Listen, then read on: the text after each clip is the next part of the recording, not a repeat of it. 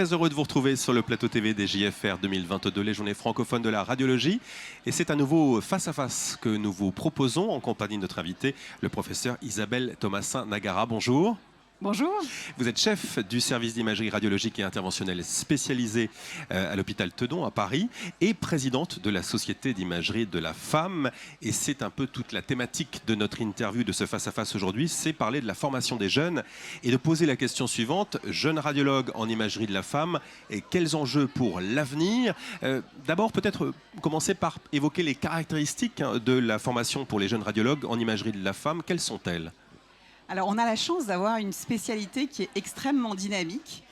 Et en tant qu'enseignant, on doit s'adapter avec une formation qui va être aussi dynamique, qui va évoluer avec les attentes et les craintes de ces jeunes radiologues. Alors, c'est vrai qu'on a observé, lorsque j'étais secrétaire générale du Collège d'enseignants de radiologie, c'était il y a 2 ans, qu'il y avait un certain nombre de craintes qui émergeaient. Et notamment, en fait, on a assisté à l'émergence de l'intelligence artificielle. Et spécifiquement en fait en mammographie, qui est un des domaines dans lequel l'intelligence artificielle est pionnière, on a vu une désaffection des internes pour cette surspécialité parce que on avait peur que l'intelligence artificielle remplace les radiologues. Alors cette peur était bien sûr sous-tendue par un certain nombre de publications dans les médias qui évidemment alertaient sur les risques de la fin de ce métier. On a vu qu'avec l'évolution finalement, on n'est plus du tout dans un remplacement, mais avec une complémentarité. Et donc, on s'aperçoit que cette première crainte, finalement, il fallait la dépasser. Alors, les autres craintes qui sont plus communes, finalement, aux autres surspécialités de la radiologie, c'est qu'on a vu aussi une performance des machines s'accélérer, des technologies qui vont de plus en plus vite et une charge de travail pour les internes et pour les seniors qui est de plus en plus importante, des cadences qui augmentent et donc finalement une perte peut-être d'un des principes de la radiologie. Le radiologue est un médecin. Et en particulier en imagerie de la femme, on a toujours eu une part importante à l'humain parce que, en fait, c'est vrai qu'on a des consultations, c'est une des spécificités aussi de l'imagerie de la femme.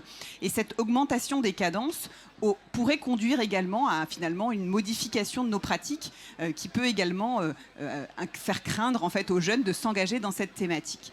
Et enfin, et ça c'est pas du tout spécifique à l'imagerie de la femme, une crainte, c'est qu'on voit la radiologie libérale se transformer avec toute la problématique de la financiarisation de la radiologie. Et on sait qu'on ne sait pas demain qui finalement sera décideur de nos types de pratiques.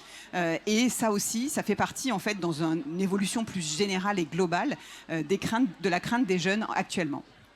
Et la crainte majeure, c'est la peur de l'engagement ? Alors ça, c'est un autre phénomène qu'on a vu aussi émerger. C'est vrai que les jeunes ont du mal à finalement se projeter, mais quelle que soit leur pratique, que ce soit dans une activité hospitalière, avec, c'est vrai, la difficulté peut-être de se projeter à long terme et donc de prendre des postes de titulaires dans les services, mais également en fait en radiologie libérale où on voit que finalement les jeunes ont de plus en plus de mal à s'associer de façon fixe dans des organisations parce que justement en fait l'avenir est plus incertain et donc c'est un phénomène auquel on assiste et pour lequel il va falloir que nous, on donne les outils à ces jeunes pour justement arriver à s'engager et ne plus craindre l'avenir. Alors justement, professeur Thomassin-Nagara, une fois ces craintes levées, si j'ose dire, quelles sont les attentes des jeunes en termes d'apprentissage en imagerie de la femme ? Alors, les jeunes en imagerie de la femme, on a une spécialité, comme je le disais tout à l'heure, qui est vrai, centrée sur l'humain. Donc, ils veulent non seulement maîtriser les technologies modernes, être capables de savoir se servir des outils d'IA, on en parlait, puisque maintenant on sait qu'un radiologue sans IA est moins performant qu'un radiologue avec IA. Donc il faut, quand on utilise un outil, comme pour tous les outils, que ce soit de l'IRM, du scanner, de l'échographie, apprendre à maîtriser cet outil pour savoir quoi en conclure. Mais également, en fait, les jeunes veulent garder un contact humain qui soit de qualité. Donc il y a tout un travail en termes de formation sur l'annonce. C'est vrai que c'est une vraie spécificité en imagerie de la femme, puisqu'on est confronté, lorsque l'on fait un diagnostic de cancer, à l'annonce qu'il faut faire à la patiente, qui généralement, comme on est au cœur de la prise en charge, on fait les images, on fait les biopsies, on reçoit le compte-rendu ANAPAT. Et donc, il y a tout cet apprentissage qu'il est important, parce que ça s'apprend de faire une annonce, on ne le fait pas dans n'importe quelle condition. Et ça aussi, en fait, ça fait partie des enjeux que l'on a en imagerie de la femme spécifiquement pour ces jeunes. Donc il faut s'adapter sans cesse aux nouvelles habitudes aussi. Exactement. Donc il y a en fait clairement, on doit faire cette formation qui doit être dynamique, qui doit être fonction des. On a par exemple en permanence de nouvelles technologies, de nouveaux types de biopsies. On voit apparaître en scénologie notamment en quelques années, on a vu apparaître la tomosynthèse, l'angiomammographie, les biopsies sous IRM. Donc c'est vrai qu'il y a énormément finalement de nouveaux outils à maîtriser. Et ça aussi, en fait, il faut que cette formation finalement, elle se fasse au stade initial, mais ça ne s'arrête pas en fait lors de la phase initiale de la formation, ça se poursuit ensuite. Et par exemple, la CIFEM a construit ce qu'on appelle la CIFEM Junior, qui finalement est la suite de leur formation en tant qu'interne et qui permet aux jeunes de s'inclure au sein de la société savante pour continuer finalement un apprentissage dans des domaines en fait, parce que la spécialité évolue tout le temps. Et puis un autre paramètre, et pas des moindres, auquel les jeunes doivent s'adapter, c'est trouver cette fameux équilibre vie professionnelle, vie personnelle à travers tout ça. Tout à fait. Et ça, c'est pas spécifique à la radiologie en imagerie de la femme. C'est un concept qui, c'est vrai, dans le monde moderne, est un concept important. On sait bien que l'équilibre n'est pas toujours respecté, surtout nous, médecins. Et les radiologues, malheureusement, sont, comme tous leurs collègues cliniciens, toujours un peu débordés par leur activité professionnelle. Et ça, c'est vrai que c'est quelque chose aussi qu'on a vu évoluer au cours du temps. Les jeunes ont bien compris que leur qualité de vie devait passer avant leur surinvestissement professionnel. On n'a plus les mêmes profils et c'est probablement tant mieux. Et donc là aussi, il faut que nous, on trouve de nouvelles organisations et leur apprendre à gérer leur temps. Ça fait partie aussi de la formation qui leur est proposée au collège des enseignants de radiologie. Alors vous évoquiez tout à l'heure s'adapter, s'habituer aux nouvelles technologies. Ça passe par quoi concrètement au sein de la formation ? Alors, en pratique, en imagerie de la femme, on a en fait des nouvelles techniques, notamment diagnostiques, mais aussi thérapeutiques. Et ça aussi, ça fait partie de la réforme du 3e cycle. On a vu émerger ce qu'on appelle une surspécialité qui est la radiologie interventionnelle avancée. Et on voit de plus en plus des technologies qui permettent des traitements. Alors, on avait développé en imagerie de la femme depuis plusieurs années le traitement de lésions bénignes. On sait que maintenant, les fibroadénomes ou les papillomes, il est recommandé en fait d'avoir comme alternative à la chirurgie un traitement percutané. On le fait sous macrobiopsie d'exérèse.